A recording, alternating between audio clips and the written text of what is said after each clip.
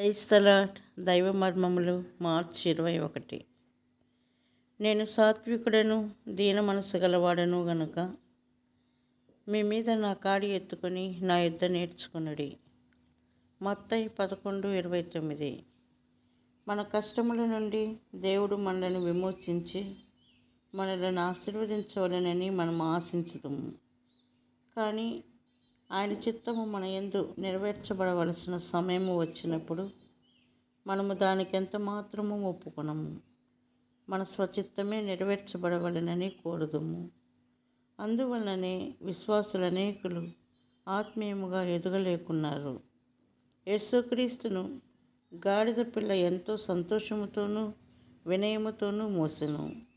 దేవుని వెంబడించి సేవించి ఆయనకు నిజమైన శిష్యులుగా ఉండగోరిన వారు గాడిద పిల్ల వలె వినయులుగా విధేయులుగా ఉండవలెనని ఆ సమయమున యేసు ప్రభు తన శిష్యులకు చూపించెను.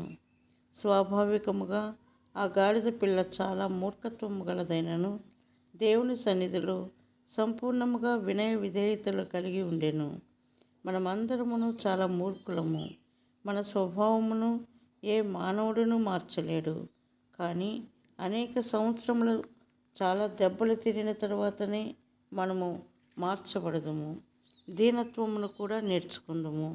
నాగలిని లాగుటకు రెండెద్దుల కాడిని ఉపయోగించుదురు.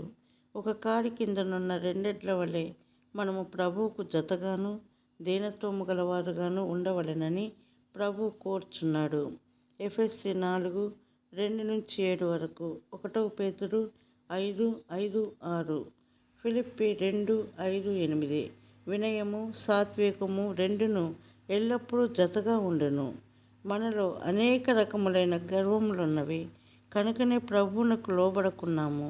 అందువలన ప్రభు అనేక మార్గముల ద్వారా అనగా గద్దింపుల వలన రోగముల వలన అనేక పత్రములను రానిచ్చి మన గర్వమును విరగగొట్టును.